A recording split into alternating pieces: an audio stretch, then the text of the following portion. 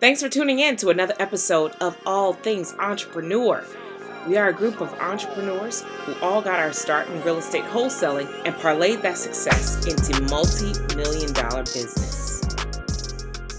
It's your girl, it's Jessica Myers, the deal maker. Hey, what's up? It's your girl Mo Hustle, the she builder. Hey, what's going on, everybody? Hey, it's the Grand Guy, the influencer. I am Superstar Shauna with DC on John. And together we are Flippin' Love. Hey, what's up, y'all? This is your boy Errol J. Allen.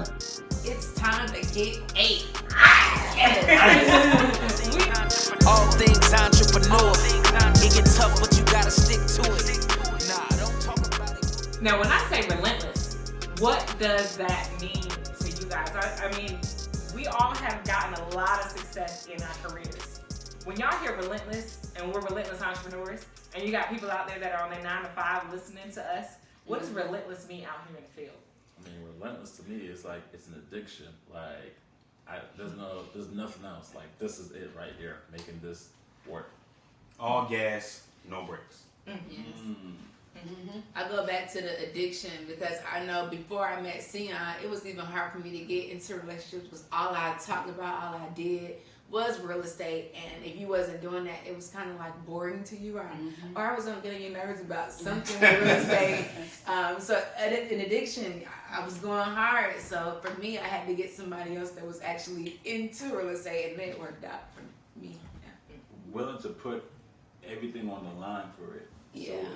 So when I started real estate, like I just had my son and my twins were on the way right after I quit my job, just all into real estate. So sacrificing everything that's important to you to just know that I'm gonna make this work. There's no error in it. I'm gonna get it. That's it. And again, like he's saying, just having that why. You know what I'm saying? Like I got started right out of high school when my daughter was born. You know what I'm saying? So it was like I gotta find something positive to do that's gonna be able to leave some type of legacy. You know what I'm saying? So that's how it worked out for me. Every time I run into a situation, I think about why. If I run into something, a wall in the business, I think about why am I doing this? You know what I'm saying? So For me, I told myself as soon as I entered the free world, failure's not an option. The free the world. free world is gonna be the new free. No, seriously, because it was just like, okay, you're not doing this just to do it, but you're doing this to do it, right? So failure's not an option. I tell myself that all the time, even when it gets hard, failure is not an option. Yeah. And I always say plan B is distracting from plan A. Like, as crazy as it was, like when things got very, because, me and Joel are entrepreneurs. So sometimes, I sat in front of a Target one time and I saw they were hiring. And I was like, should I go inside?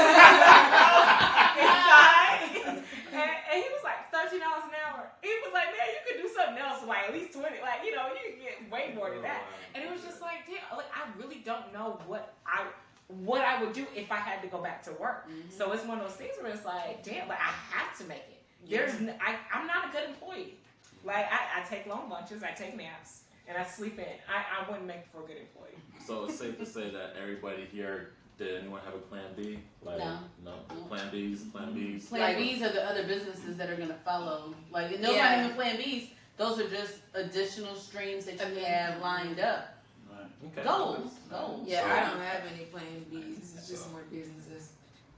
Well, anyway. I ain't gonna lie. I've had fairs where, where things aren't going the best way they can, and right. Man, should I go back? Because I was a server at the time. Right before I got into really doing real estate, I'm like, damn, do I go back and serve tables, this and that? And then I walk into the restaurant, I'm like, hell no. Look, just your luck. You're gonna be serving an investor, a buyer. So they're like, hey, let's have a real talk right now, right? Because everybody does what they have to do. Like I know I spoke previously about having that thought come to mind, like, oh my God, I need to get a job, right? You were at Target looking at like, oh, do I need to go hire? Do I need to go apply, whatever. But, Errol, you may not fall into this category. Now, like, we've had to Sion. Yeah. Sion hit me one time, and he was like, yo, I got this hustle, diabetic test strips. Yeah, they get it. Sion, you drove to Alabama one time. Like, we were literally selling We were buying and selling diabetic test strips. That's a hustle. Right? Like, Wholesaling. yeah, literally. We're buying it at a lower price and then wholesaling it, selling it to others for a profit. And what was the most that you made? Because I remember one time it was like you had did like. I went ham. My first month, I made $8,000 my first month. I went in. I didn't do that, but you know. But you can't take the hustler out of the hustler. That's what Right. this is about. Right. Like the mindset Yeah, of well, you gotta hustling. get that bill money or But know that's whatever still- it didn't is. matter That's what- what you gotta business though. do. That's still an entrepreneur. Yeah, it's still an entrepreneur. It is. That's why I said you can't take the hustler out of a hustler. Whether it's real estate, diabetic test strips, bikes, whatever it is. Yeah, Yeah, 'cause because I I people, Uber drivers, Yeah. out here doing Instacart, like it's so many people. But when you talk to them, they're doing this because they're not working a full-time job to allow them to jumpstart this. Yeah. So that's actually a great talking point. Like, so before you had the breakthrough, we'll call it, what was it like? What was you doing before that breakthrough happened in real estate? I had a hookah company. Well, I still have my hookah company, ATL Hookahs. Mm. And ATL Hookahs, I love that. I'm so grateful and thankful because that company that's still going now, it gave me the money to do marketing. It gave me the time because I was only doing work at night if I was working because I have hookah girls who work for me. So it was amazing. I got to party. So you already had a business. So I already had a business Right. before It was already I a started Doing doing real estate. But the hookahs allowed me to get really into real estate and really go really hard, like to be able to work so much. So, you know, I wasn't I wasn't a server. Right. It was like I had money coming in. Yeah. Like, it was amazing. So I was blessed. Yeah. But I worked for it. I wasn't a server.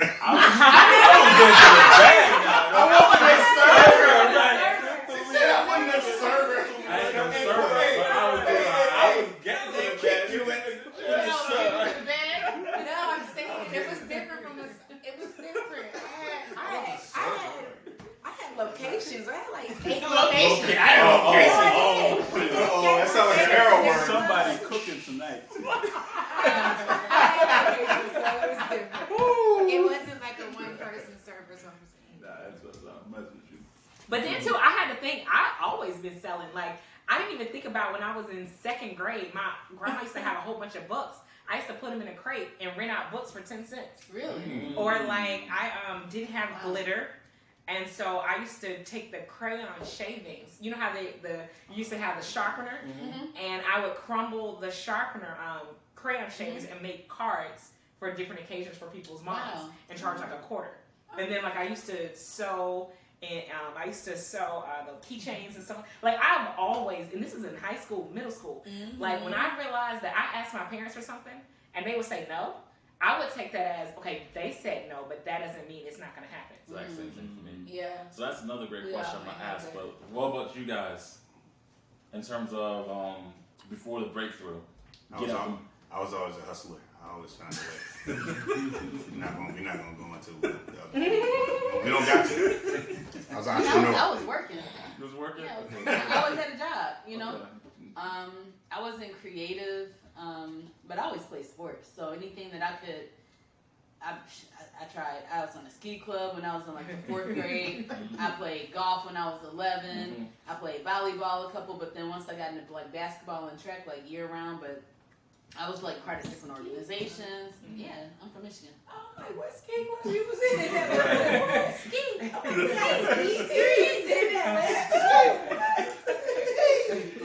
No, I'm from Michigan. So, you know, yeah, you didn't know that? For real? You didn't know I'm from here? I thought you For real? Yeah. Oh, no, Shauna. Hey, we all learned something new today.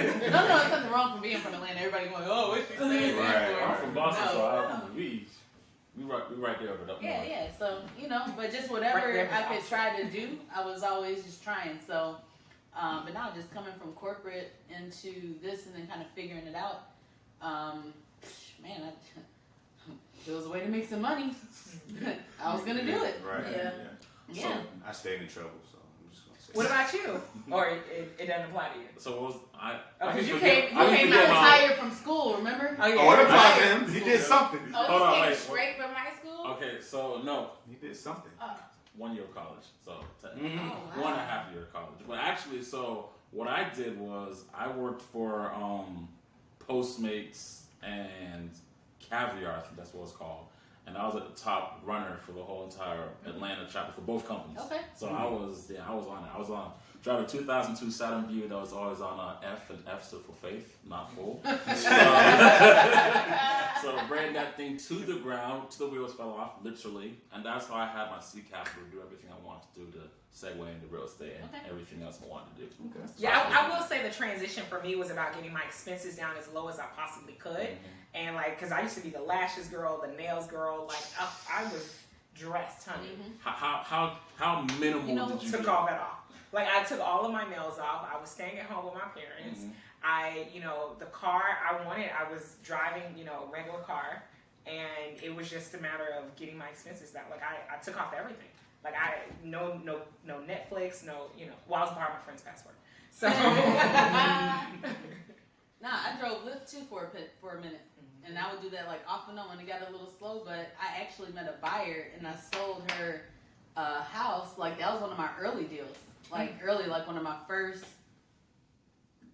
that was probably like my third deal, Okay. But I should have been Melissa. I met her in the car. And Kivas will tell you guys, I picked him up, took him to work, and he was like, he was listening to my conversations, and Kivas was 20 minutes late for his shift. We pulled over on the side street, and I invited him to a RIA meeting up in, Sandy Springs? That always Sandy Springs. King Cream Boo? No, it wasn't that one. This was, whatchamacallit, it doesn't matter. Hasn't one.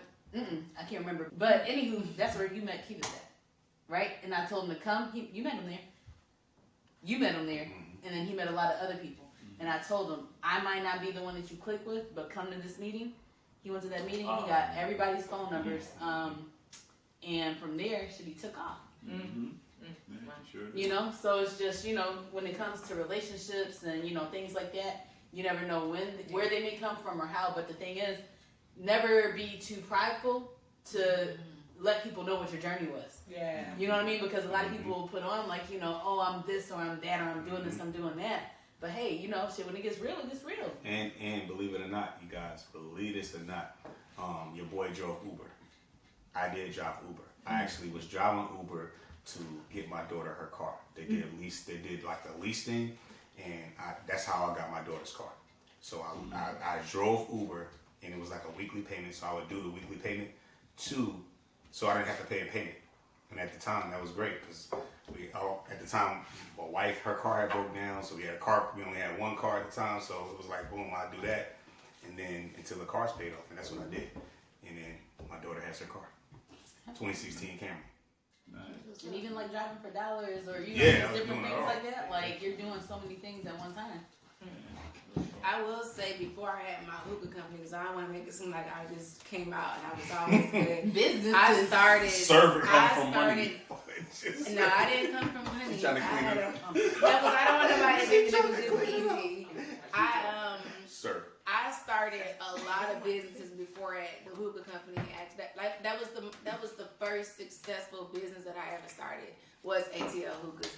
Before that, it was a lot of businesses that, I had a self-defense class.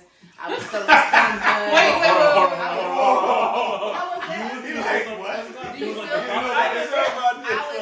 I was still wholesaling. I didn't know I was wholesaling. I was an instructor. No, I wasn't doing it. I had somebody do it, but I was training people because I was selling stun guns in Texas and stuff. So I was having all this stuff for the kids. I had so many businesses.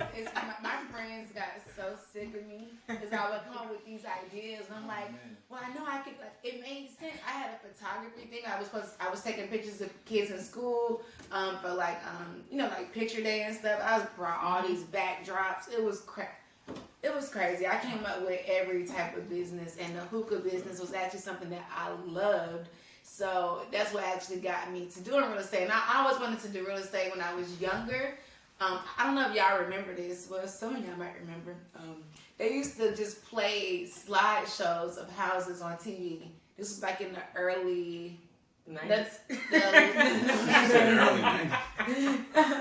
It It was the early 90s. It was the early 90s, yes. They used to play, it was just like, I was a little girl. I had to be like in kindergarten. How old were you, like 2? Kindergarten. And on TV, I don't know if it was HGTV, but all they would do was play slideshows of how it was like a PowerPoint, and it was the house slide through. And I would just sit there and watch it. And my granny would be like, girl, what you watching? Don't you want to watch cartoons? I'm like, no, I want to watch these houses. And I'm just watching it over and over again for hours. And I always knew I wanted to get into doing something because they would show the house messed up and the house nice. It wasn't that HGTV now. It was just like really boom, boom. This is it. Do you want to buy it? And so I would watch and I'm like, yeah, I want to do that. But I always thought you had to start. Like you needed so much. I didn't know about hard money lenders. I didn't know about credit. I didn't know about any of the stuff that you could do, bridge loans and all. I didn't know about any of this. So I'm like, okay, I got to get money. So my plan was to always find a way to make a lot of money and then take that and buy a house and wait for a year or two and then I thought you had to do it that way. Right. I knew you do it. You had to have a lot of money to actually rehab it. So when I did ATL hookers and I finally got the chance and my sister reminded me with that text message from Instagram about the wholesalers, that blew my mind. I went straight into it. So yeah. So I had to clean that up. It's interesting because it seems like we all went through a lot of searching, and then it's like when we got to real estate, it stopped. Like nothing else after that. Like what is it about real estate that's the sticky? Like this is it versus the other hustles? Because you were making money in the stun guns, you were making money in the other things. Like what was it about real estate? That wasn't what you wanted to do. No, I wasn't making money. I wasn't making no money with the stun gun. You were getting by. It was a struggle. That's why I ended that business and went to something else. It was okay. It wasn't as consistent. It wasn't consistent. You know what I think, Jess? Oh, go ahead, there. I was gonna say, I mean, for me personally, I feel like real estate at the end of the day, no matter what other businesses we decide to do, this is gonna be something we're all going to get into. So I figured for myself, if I'm gonna be like this, I can't do like if I was big on the internet, I can't do this without having some rental property. So I figured, why not master this skill now, and then when I go do everything else, this is already like my foundation. So I decided to make this my foundation. My subconscious grew me into loving real estate. I grew up in it. You know, my father was an investor and contractor and inspector. My mom was a real estate agent. Did I learn anything from them growing up? No. But I seen them do it. You know, my first job, you know, once I was 15, Dad woke me up out of bed at 6 o'clock in the morning. Hey, you're going to come to this new, brand new project with me. He just bought a six unit in Brooklyn. So I just went there, learned how to do demo, learned how to take out windows. So you did learn something. You did learn something. I did. Years later. When you can look back and reflect. Because when you're going through it, sometimes you don't realize it's the lesson until after the lesson. Yeah, because you'll get mad at me about demoing. Sometimes we have to demo some of our properties and you're like, you don't know how to get there. I'm like, I've never demoed a house before. My father did not wake me up at 6 a.m. Oh, so that's a part of flipping love. Okay, that's the argument. That's the part we need to catch. That's the flip part. But for me, it was just like, you know, it's an honest living. You know, I think I said this on a couple of other episodes. When we all leave, we going where? Home, right? So whether you're renting or you own, somebody's your landlord. Somebody owns the land that you're going to. So that's the way I looked at it. So when my mentor mentioned it to me, I was all basketball prior to this, or on the corner. So for me, when he mentioned this to me, it was like, wow, this is something that can be done for real, and I can really be this, and I don't have to. It's not gonna be a front. I don't gotta watch my back. I can really go and make money and be big in this. And I always look at it like I can live like I want to live. Like I always wanted to be the athlete. So I can live like an athlete, and you know that's the way. That's what really drove me too as well. Nice. That's amazing.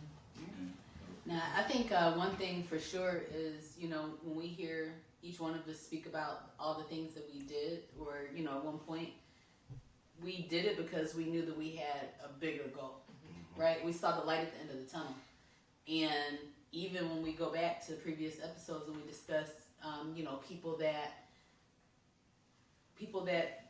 want to pick our brains. That was that episode. You know, but when I think I said something about it's in you.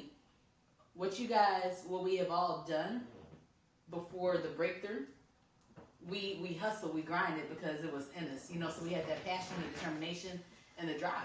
You know, so what separates us from a lot of other people is what's inside, you know? So, you know, everybody wants to be the greatest whatever. Like, I think we all have a dream to be something that we know we'll never be, but that's like the coolest thing that, you know, we could aspire to be. But I know that I can definitely do this, you know? So. What was that dream? What would be that dream for you? Oh, man. If I could sing, I cannot hold a note. Anybody that knows me knows, like, they be like, oh my God, like, she don't listen to her. Like, I will literally crack those bottles right there. Shout out to Beardus Organics, Beardus Vodka. Yeah. But no, I can't sing for anything. But if I could, man, please, I would have been out there. But you want to sing. Yeah. I did. Like, no, Shauna is on one right now. Server and my granny. If I call my granny right now and put her on speakerphone and say, Granny, how long have I been trying to sing, girl, since you could walk? Because she used to always say, I hope you gonna find you a voice somewhere because you ain't got it. Did you ever do singing lessons? No. See, I'm a firm believer of whatever you want to do or whatever you want to be, you can be it. You never put in the work to do it. Exactly. And I've heard people say, like, anybody can carry a note. Anybody can. Yeah. If J-Lo was able to do it. I mean, you have to put some work into it. Whitney Houston and Shanice, I used to walk around the house singing Whitney Houston and Shanice songs all the time. But man, I could not. I was like, what do you want to do, Lex? What did I want to do? Or be? I did want to, like I said, my career, I wanted to be in television, but I remember somebody telling me, and I was much smaller than I am now, and they were like, yeah, you need to lose weight. And I was like, wait, what? And that's when it became a thing. It was like, oh, well, nah, let me just be behind the scenes. So that's what drove me into sales, because I realized, like, am I ready to be scrutinized like that? Oh, yeah. Like, talking about you. Exactly. And just from his passing comment, I was like, that's too much pressure. Let me just be behind the scenes, and that's what ultimately led me in sales, because I got the hustle. And then that's what parlayed into other things. But I used to want to be like an on-camera personality. So for me, I'm actually the living embodiment of who I wanted to be. Would be an NFL player, and Shan Sharp. Literally, I want to be a tight end, and I want to have like Shan Sharp's storytelling skills, like on point. Like that's literally it. Shan Sharp is who I want to be. It's like my ultimate. Like you see him every day. That's what I'm saying. But it's fortunate though, because I got exposed to business after high school, and I found a passion for that. Even though I started my first business in like second grade, didn't really click with me because I was so focused on football. Wow. Did you play for the football? That's what I was asking. Did you play football? I did play football in high school. I actually did have a scholarship. But were you good? Yeah. Well, let me put it like this. Yeah. Let me put it like this. No, because I gotta add a disclaimer, because I know my NG fam will come for me if I don't say it. So I had the size, but I wasn't able to fully utilize the size aspect with my position. But that's all I'm gonna say. What position were you? I was tight end. Oh, okay. But yeah, so I did play, and I actually had a scholarship to Kentucky, but my end goals were not the best, and I wasn't trying to have an 80-year-old body at age 18. So I was like, let me see if I can do something. You realized that at that age. Exactly. That's good that you wow. So I'm like, let me see if I can do something with this or not this. That's awesome. That's why I did. When I was younger, I used to want to be an ice skater. Like, I wanted to be an ice skater like so bad. Wow, It was. Okay. I used to watch. Besides real estate and cartoons, ice skating. Like I used to watch ice skating. I would just watch them. I remember asking my mama, can I be an ice skater? Like, I was so serious. And she was like, girl, we don't got no money for that. And I was like, you got some ice skating money. Yo! And that really, but it's kind of sad because that really crushed me. Like, I really thought I was going to be an adult. And that, I was going to get to that. So I always knew, but since I couldn't do it as a child, and I never did it as a child, I kind of like just had the thought in my head and never really moved on it. And I remember one time when I found out, it was some years ago, that they had an ice rink in Atlantic Station. So I was like, I think I can ice skate. Like, I know I'm a beast at this. So me and my homegirl, one of my best friends, she was like, I'll go with you. I was like, please come. We went out there. When I tell y'all, I've never ice skated before. I put them skates on. I was out there. No, I was getting it. You ain't falling? I was spinning around and everything. I was like, I was supposed to be an ice skater. You mad at anybody? My mama was like, Mama, you should have put me in ice skating. Like, I could have been winning stuff. But yeah, that's what Yeah, Wow. so I thought about taking some classes too, because I enjoy myself. It's so funny though, because like I asked my parents. I remember asking my mom to put me in piano lessons. To this day, Oh, Mom. Mom. I don't remember that. I don't remember that. That's what If you said you wanted to, I think if you said that you wanted to do piano or try piano, that I would have put you in lessons. No, I remember. I remember. Like, some things you don't forget. We're so mad at her. Shout out to moms. Man, I think I wanted to do a little bit of everything. So like I pulled influences from so many places that I wanted to do everything. I mean, I felt I could be in the NBA because I used to ball like crazy. I was short, but Like crazy? I used to ball. Soccer. No, I played soccer too. I did a lot of things. I was pretty great at a lot of things. So, like, singing, I wanted to sing too, but I knew God would allow me to sing because I would have sang my heart into so many Oh God. stadiums. Stadiums. Yeah, I mean, my first idea of a job when I was a kid, I wanted to be a vet. But I had no idea what it was. I just didn't want to be a doctor or a lawyer because that's what everyone was saying. So I just wanted it to a vet. Do you like animals? Nah. I didn't You wanted to dislike do something something different. different. I just wanted to do something different. So I didn't have one thing that I said, okay, yeah, this is what I really, really want to do or whatever. I did try. I felt I was good. I ran track. So I felt I could have been in the Olympics until that one race. Until that one race, I smoked. I smoked so bad. This is not it. You ain't run no more? It was so funny. It was my first. It was my first high school race. I was running the 200. The first one. The first race. Mind you, but I wasn't practicing for the 200. I was practicing for longer. I was practicing for 800 and a mile. So he was like, "Oh, whoever was supposed to run the 200 wasn't there, so we got to run it." That's how you were freshman. They just toss them in there. But running is not just running. Running It's is not technique to that. Nah, it is. So That's that gun went off. I bolted out. You're not supposed to bolt out. So by the time I hit that first turn, I'm in first place. By the time I ended that turn, my legs turned into noodles. Everybody was, all my friends are on the stands and they cheering me because you're on first place. And then you see the crowd get slow.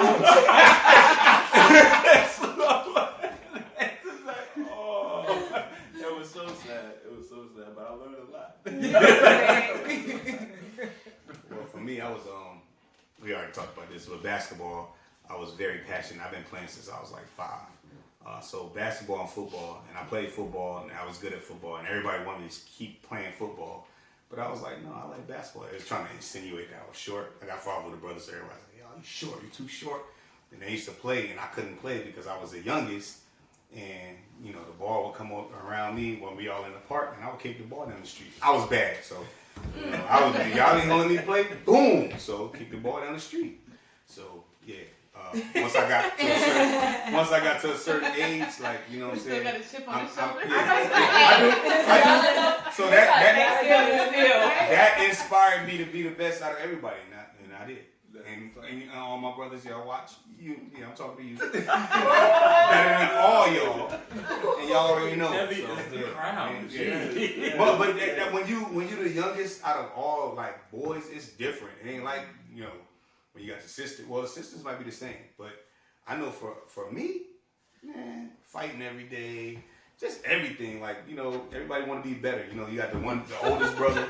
The oldest brother, you want to be like the oldest brother because he got all the girls. You want to be like this guy because he got this. So I took a piece of all my brothers, but I am having a moment. But when we talk about basketball, y'all can't see me, man. Y'all know what it is, man. Anyway, next. That boy jump shot is what? Hold Hold on, Errol. Hold on, real quick, because when Sion, when you were saying that you want to be a vet, when you were saying that, I was like, dang. When I was a kid, there was no job that I wanted. I didn't want to do anything. I didn't want to be any type of job except for unless it was like sports related. I'm like, dang, I wonder why people in sports marketing, because it was somebody's daughter that got a sports marketing job. And I was like, well, I like sports. So if I don't make it as a professional athlete, I could be in sports marketing, but I didn't know what that entailed. But otherwise, I always said a business owner. She said a really good housewife. I used to say I wanted to be a domestic engineer. I found a creative way because housewives. Domestic engineer. That's funny. Hey, copy that. Hey, you heard it here first.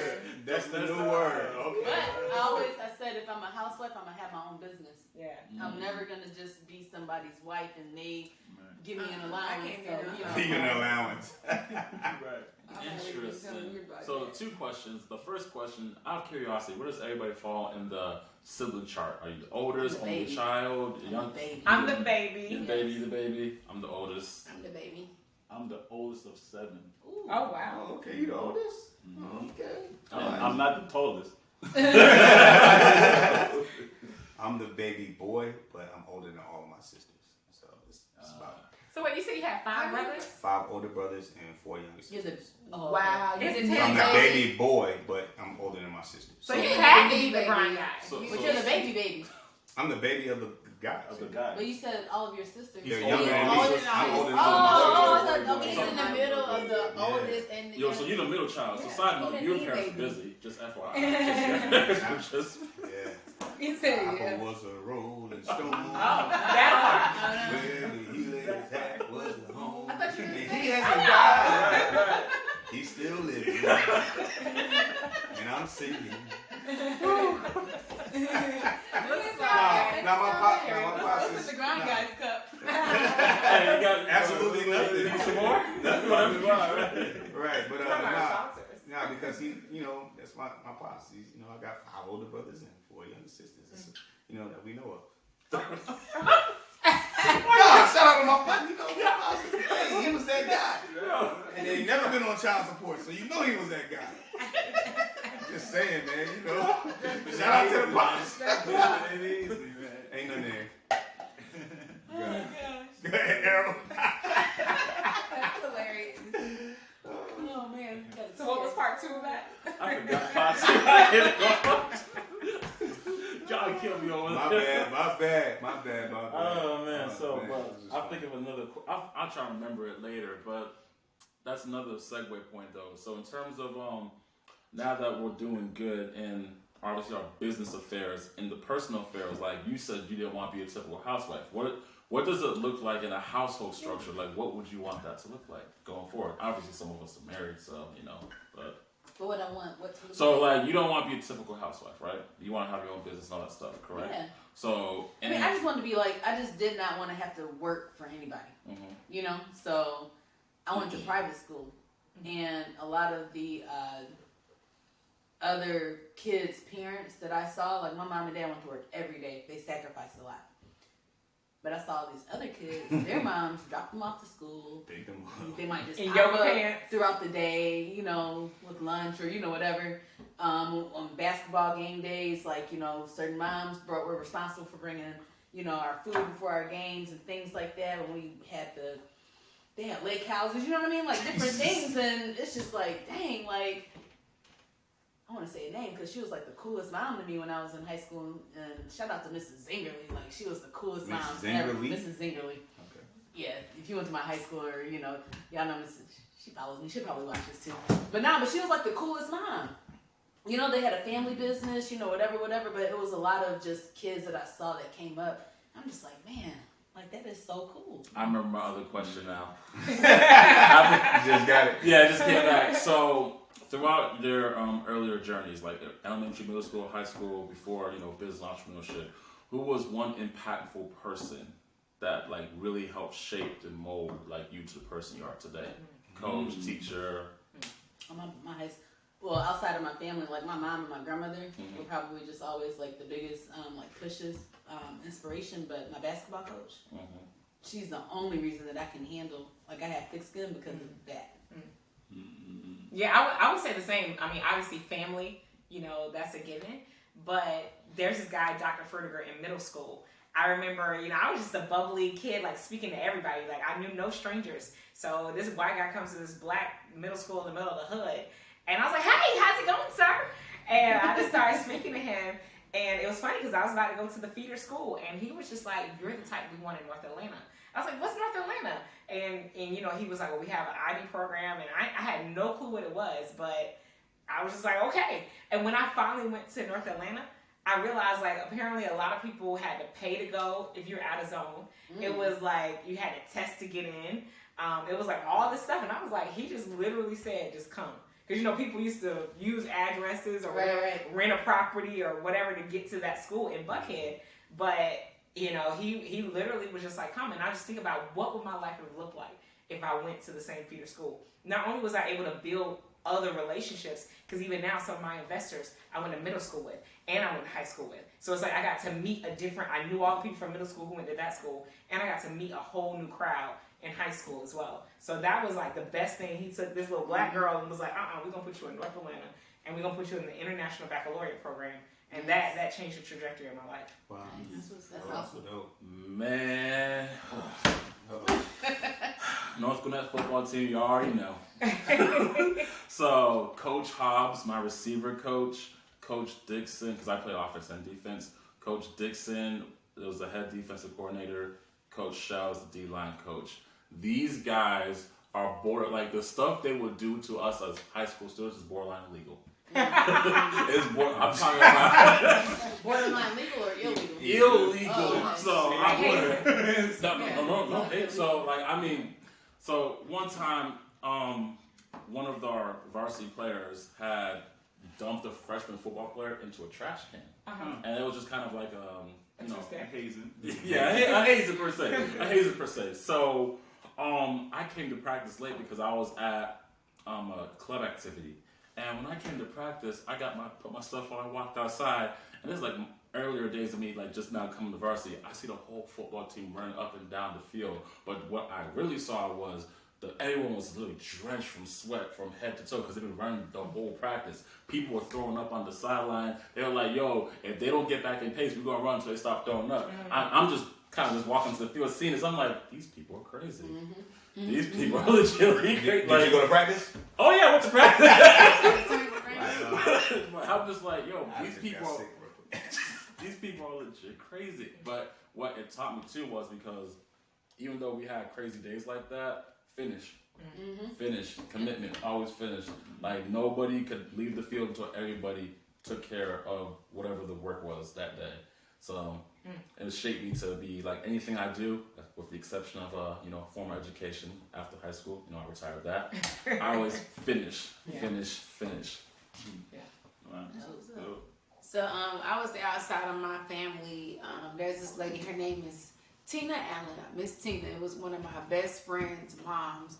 I met her when I was in 4th grade, but by the time I got to, I'm just go up to high school. This lady like showed me so much more than what I was already used to. Like my mom, like I'm not gonna say we was poor. We was just regular. Like it wasn't like we had too much or not enough.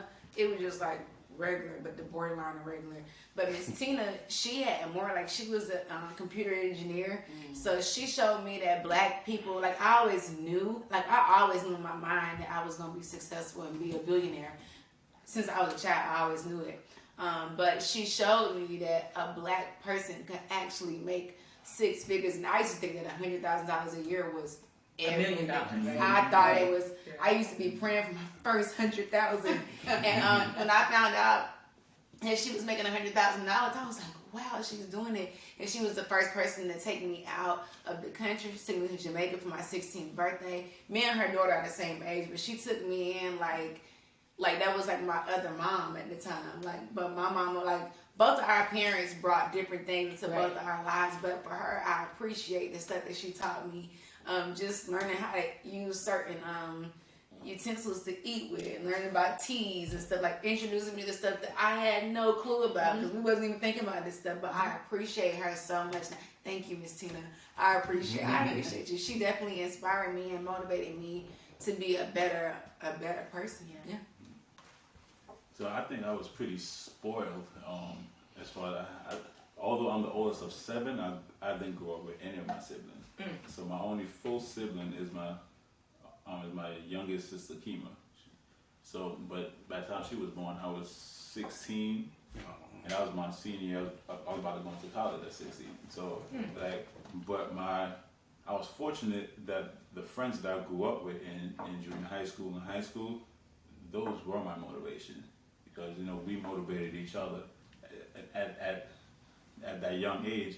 Of course we joked around and all kind of stuff for that, but if one of us didn't get an A, you had a problem with us. You know what I mean? So it was like, that was dope. Friends that say get A's and be smart. Right. Right. Yeah. I mean, so it was. C's get the But you notice he said he was 16, C's about to go to college. So he was really smart. Yeah, he was real smart.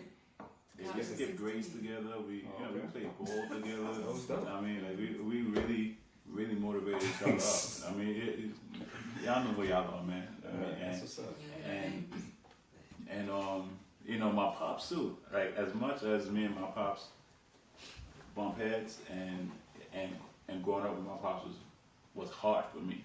I mean, but in hindsight, if he wasn't that hard on me, I wouldn't be who I am now. Exactly. So shout out to Pops. Oh, Pops had a closing today too in real estate. Oh, so Pops still closing. Right. How long ago was he? Always be closing. When I got started? Yeah, like when he was showing you, he was 15. Like, But he was didn't doing didn't demos and his stuff. So parents he's grow still. up in See, Pops still. He never left the business.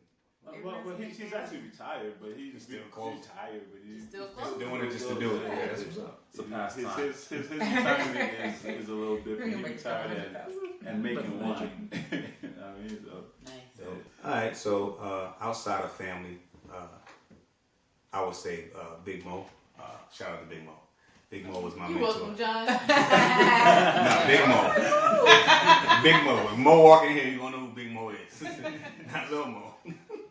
But Big Mo showed me the business of real estate, man. He saw something in me that I didn't know that I had myself to be in real estate too. As a young entrepreneur, he just saw something in me in the way I cared about my daughter. He felt the same way about his son, so he was like, yo, I'm gonna show you something that's gonna change your life. And I've been at it ever since. So shout out to Big Mo, man, because I didn't have friends that was motivating me to get good grades and that type of stuff. A lot of my friends was dropping out. Yeah. Yeah, so I had a different. But I feel like it's like the littlest of things that changes your trajectory, which goes to show you that when you don't show up, who else doesn't get to live out their full life? Right. And that's why it's important that we were able to fulfill our dream. Well, maybe not the dreams, like being a singer and being a domestic engineer. Maybe not those dreams. But that's why it's important to live full out, because who gets to not? I mean, look at how all of our lives were shaped just by those people turning us a nudge in the right direction. Just a little bit. So what was everybody growing up? Were you the A student, the B student, failing, didn't even show up? What was the I was the A student, Dean's List. I would cry if I made a 99 in elementary. Like if I didn't make it. I remember one time my mama used to come. She used to work at my school, and I'll never forget this. My teacher, I made like a 98, and the teacher said, "Okay, if you didn't pass, you can take the test over." So I'm like, "Okay, I want to take it over," and she was like, "No, Shauna, you can't take it over because you got 98." I'm like, but that's not fair. Why does somebody who get a 65 get to take it over? I want to reach for the 100. And she was like, no, you can't do it. When I tell y'all, I cried so hard. I ran out of class and I went to go find my mama because she worked in the school. My mom was like, babe, what's wrong? I was like, I made a 98. Take the test over. She was like, well, what did you get? A 98. And she said, she looked at me and she wanted to laugh. Like now when I think about it, she was like, you made what? A 98? She sent me back to the class. She went to the teacher. She was like, Miss Griffin, please let her take the test. She was like, all right. So they started doing stuff where they wouldn't even mark my paper wrong. Like if I got one wrong, she would make it right because she knew I was going to start crying. Right. Then I would check and I'm like, hey, you marked this wrong. Like, you got to show me. Like, so wait, so did you really get all A's or did they just give you A's? No.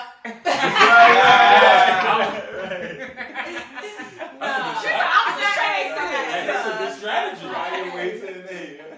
He said, cry your way to the A. Nah, he's shooting shots. Cry your way to the A. Cry your way to the A. Whatever. I was and you know more Paul. Right. She doing something right. Right. No, but I was definitely an ace. In high school, I was in AP classes. Like Wow. I was the cool, smart girl. Yeah. Wow. Yeah, I mean, I got a lot of A's. I'll say that. But then by the time I reached high school, I mean, school was a little too easy for me. So I would get A's, but then I would get bored. So like if I understand it and I know it, then I get bored and I don't pay attention. Yeah. You know, so it's like, you know, I always needed another challenge. So then that also got me in trouble at home. Cause my dad was like, "What the hell you doing?" You know what I mean? So then he would punish me with his punishment. Whew, I'm kind of so it would be I would come home from school to do school homework within an hour. Gotta get it done within an hour. If not, I'm in trouble. So then ate a snack, and then the next 4 or 5 hours is my dad's homework. so they're like, by the first month of school, I've already finished a whole school year worth of syllabus. So then the rest of the school year is kind of boring. So like, you know, I'm just sitting in class, you know, just feeling my thumb waiting for tests to just think. So it was like, it was a catch-22. Yeah. So, Yeah. But that's why you were ready for college at 16. Right. Right. What about you, Errol? Because I know you. Before you forget the question. Right. So for me, I was a mixture of y'all two. I actually was the people call me Snorlax because if you guys watch Pokemon or know that Snorlax is the Pokemon that's always sleeping. So I was so unbothered, unenthused, and unchallenged by school. I would literally sleep through school. So he's a guy with the hoodie on. I was literally in the back of the classroom like. And it's bad because even to college, I was just like, this is, and that's why it was very heartbreaking because I was like, my mom and dad viewed me as a Mark Zuckerberg for math because I was like, he's just so gifted with it, like he don't even try. Like so, when I retired from school, that was one of the heartstrings right there. Did you finally tell them what you do? Yeah, they know now. Oh, okay. Yeah. Okay. I know you've been for a while when you started. So, you was just like, I ain't even gonna tell them what I do. I just retired from school because they wanted you to get back in school. Man. So what do they say about you now? Like, we do business together. It's all Oh, great. wow. That's dope. That's good. That's But dope. at least you retired from school a year and a half into school. I Right. retired from school 3.5 years, right? Oh, you was at the finish line. So you might as well just finish. Man. You might as well just go back. Just That's what I said, but it was like, And something told me if I stayed for 2 years, I might have had that same mindset of like just see it through. But I was like, nah, I'm 1 year in. Ain't I too wish much I wouldn't have to stayed through. What about you, Jen? And that's why I was, because I tell him all the time, I actually slept. I remember one of my teachers, she was like, you're not going to make it in college. Because I slept every class. I'm in International Baccalaureate program, one of the hardest educational programs in the nation, and I would sleep every class. But And I still graduated with a 3.9 GPA. Woo, I don't same here. understand. That's my high school GPA, 3.9. Yeah. And just like you, like once I get a concept, I get it. I don't need to get instructional training, go over it over. Once I see, okay, 1 + 1, okay, got it, equals 2. Cool, I can do that to anything. And that's just how it was. But I was one of those who took it hard on myself, and I pushed myself, but I was knocked out in class. I ain't gonna lie. If somebody started lecturing too long, I'm gonna be dozing off. Mo? That was good. I got all A's and like a couple B's. I hated science. I hated social studies. oh yeah, I hated social studies. Yeah, like it was so boring. And now, but as an adult, it's like I wish I would have paid attention a little bit more because did you? But I hate history.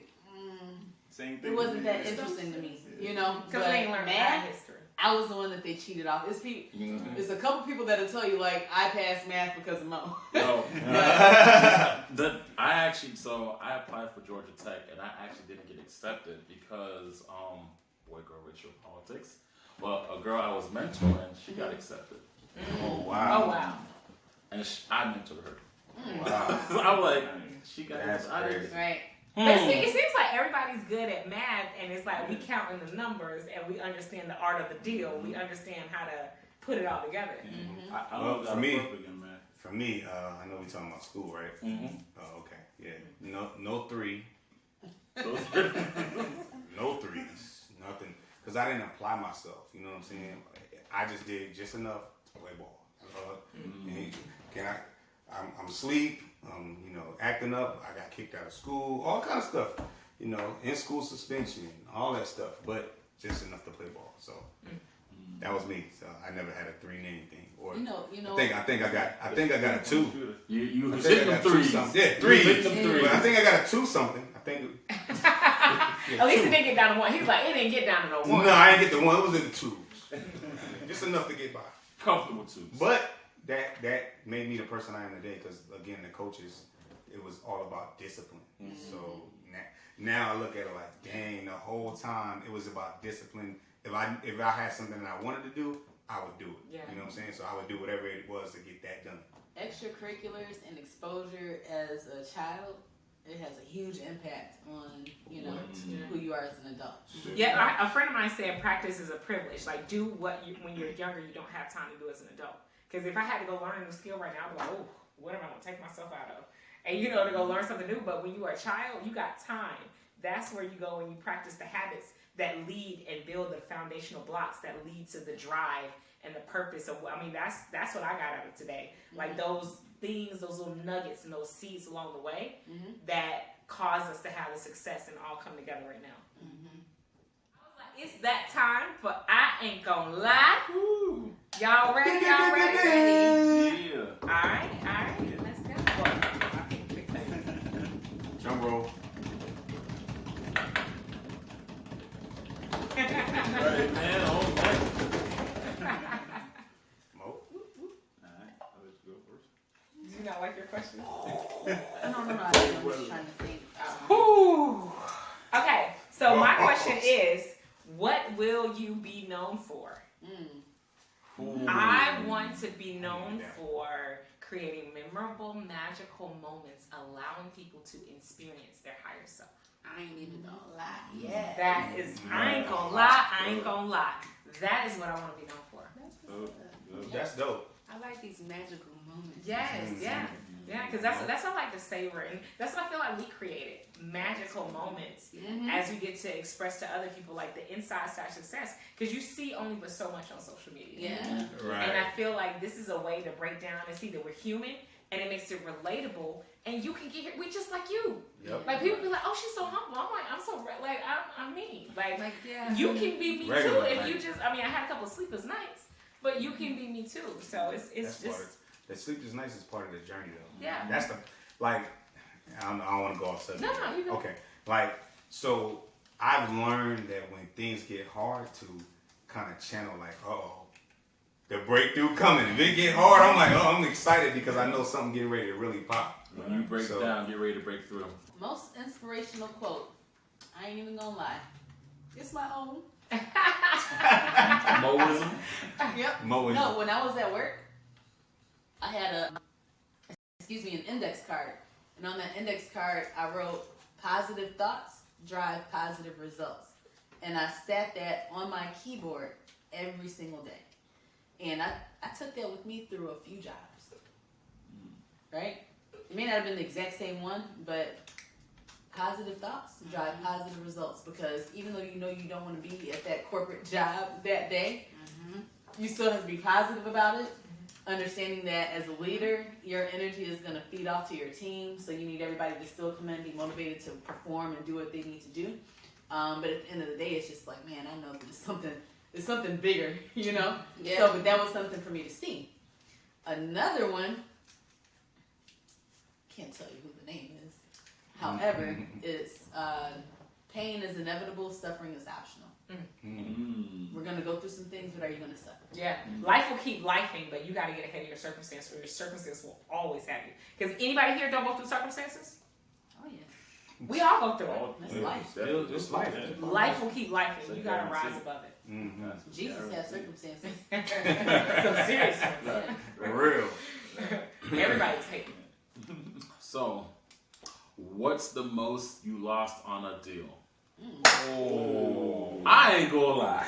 I gotta tell the story because I can't just say it now. You gotta hear the story, and you're gonna be like, You gotta hear the story up too. It's like, yeah. So, I had this nice deal. I'm talking fat spread. I'm gonna tell you the spread at the end, but I'm geeked. And this is what coined the phrase, if you ever hear me say it, it don't count till it hits the account. That's why I started saying that phrase after this deal. So me and my boy Gio, we had a deal, and seller had taxes on it, didn't want no more, wanted nothing for it. We already had it sold within 24 hours. Closing was set to go out in 2 weeks. So I had already booked a vacation for the same day as the closing. Because that's how sure you are. It's That happening. boy said he was flying out same day. First class. First class. Arrow was ready. Come on. Right. Speed it up. Right, bags packed.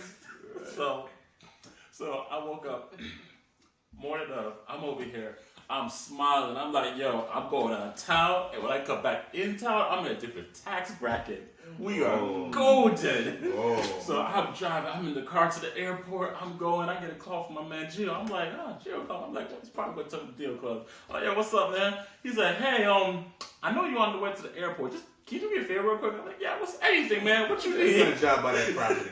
I know this story. Yeah, he's like, yeah, you mind driving by the property real quickly just to check up on it? I'm like, what you mean check up on it? He's like, just drive by it, man. You know, I know you better go on vacation. I don't want to ruin the mood. Just drive by and tell me what you see. I'm like, all right, cool. So I'm driving my car. I'm over here blasting music. I'm happy. I'm over here cheesing, taking left turns real smooth. I'm like, yeah. Pull up with this nice deal. We about to pull up and close on.